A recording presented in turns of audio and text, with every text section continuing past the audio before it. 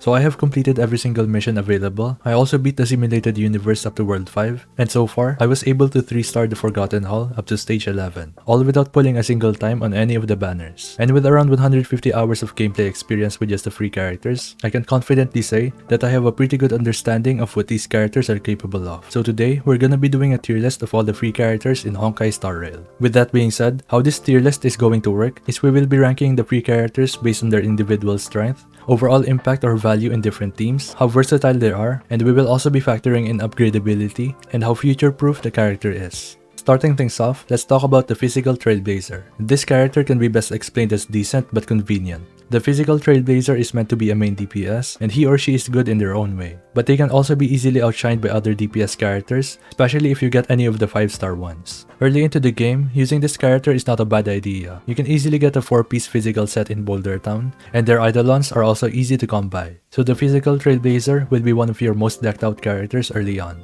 I found this character to be extremely useful in World 3 because Gepard is weak against physical, and the only other physical unit that you probably have is Natasha, so not unless you manage to put for Sushang or Clara, you will most likely need to use Physical Trailblazer to deal with Gepard's weakness. Outside of World 3, I only needed to use the Physical Trailblazer in a few stages in the Forgotten Hall, because it takes too long to weakness break some enemies if I only use Natasha. So I would say that this character can be really good early on because of the free stuff that you get.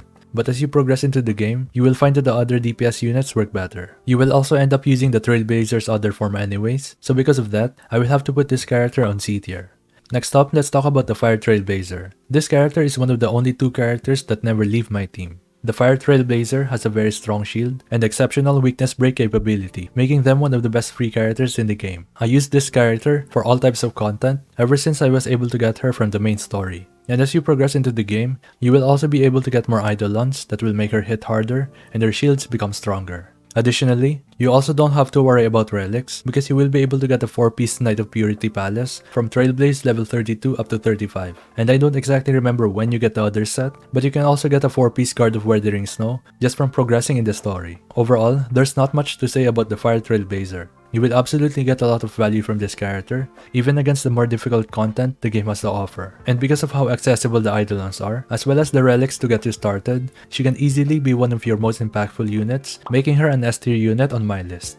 And next up, we have Herta. I think Herta doesn't get enough credit for the things that she is actually good at. You see these tier lists where she is near the bottom if not the worst character on the list, but I think Herta actually has a case for being a usable character. She has a really good weakness break capability, and considering that most of her attacks are AoE, that easily makes her a really good unit against multiple enemies and whenever you are doing your farming route. And because her passive skill only activates when her enemy drops below 50% HP, she can also be good against enemies that continuously summon smaller enemies. With that being said, I can see how Herta falls off when you eventually go up against enemies with more HP. And compared to other AoE units, Herta doesn't do as well in single target scenarios. Even so, I'm going to put Herta in B tier because I find her very useful in clearing multiple enemies faster. And as someone who always does the farming route and weekly simulated universe farm, having a faster clear time is important to me. Moving on, let's talk about March 7. She is overall a really good character, even at E0. She is also a shielder just like the Fire MC, but even though they sort of fill the same role, I found myself using them at the same time. Not only because of her shield, but because of how much value I get from being able to freeze the enemies, and also being able to cleanse debuffs to my characters. So knowing that, it's no surprise that she works best in the simulated universe, because that's where you can stack a bunch of effect hit rate to make her freeze effect more consistent. Plus, you can also get a ton of energy and defense-oriented buffs. As we have mentioned earlier, you can easily get a 4-piece Knight of Purity set, which just so happens to be her best relic set. So in the long run, you will be able to get a lot of use from March 7 simply because she has a ton of utility for different scenarios. So because of that, I will have to put March 7 on A tier. She is a solid character that will always be useful regardless of how far you are in the game.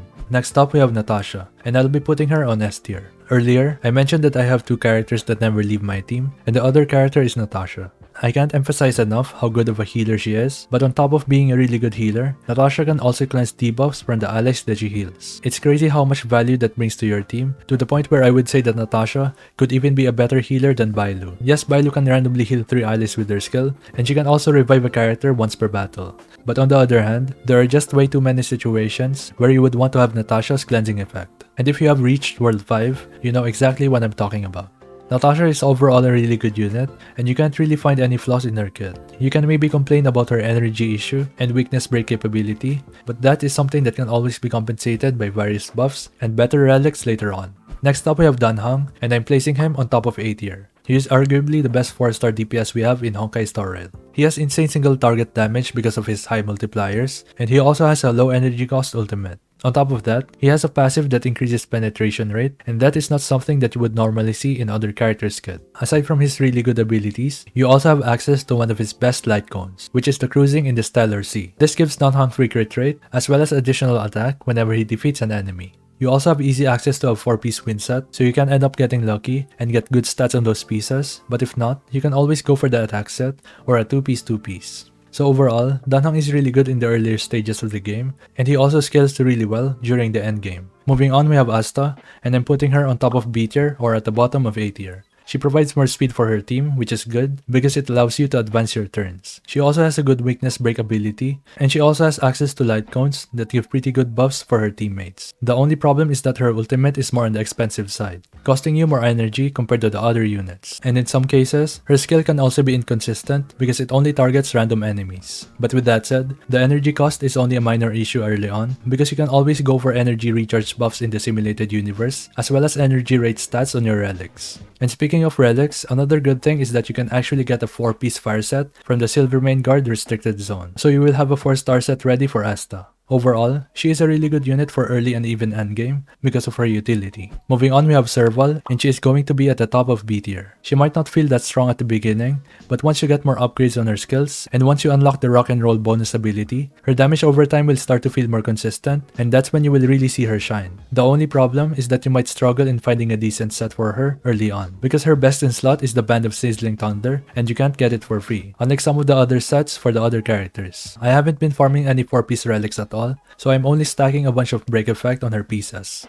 Overall, she is a character that requires a bit more investment, but I can guarantee you that the amount of resources you put in her will be worth it, especially once you get more bonus effects and even eidolons. And last but probably maybe not the least, we have Qingque. Out of all the characters on the list, I probably have the least amount of experience when it comes to Qingque. It's not because I don't like her character, but because for the most part, I never really felt like I needed to use a quantum character. And when I did use her, for example, in the Forgotten Hall Floor 11, she actually turned out to be better than I expected. But with that being said, this is not really a good basis because ultimately, her kit basically revolves around RNG. So it's also possible that I would have ended up getting unlucky, therefore doing less AoE attacks. The only reason I used Qingque in Floor 11 is because I had to use 2 different teams and I only had 8 characters to work with. So obviously I had to use her, so I put her in the team that was against an enemy that is weak to quantum.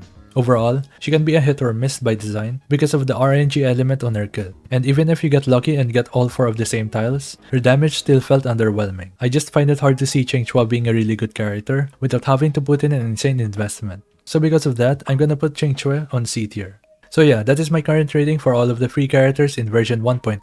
A lot of the characters on A and B tier are very close in power, it just really depends on the enemy that you're up against. And of course, the ones on S tier are the most versatile, and will most likely be the core characters for a lot of players in the game. And unfortunately for C tier, they are simply outclassed by almost every character in the game, but they can still be useful in very specific situations. With that being said, if you have any questions, comments, or concerns, feel free to put it down in the comments below. As always, don't forget to leave a like, comment, subscribe. Thank you so much for watching, and I'll see you on the next one. Peace.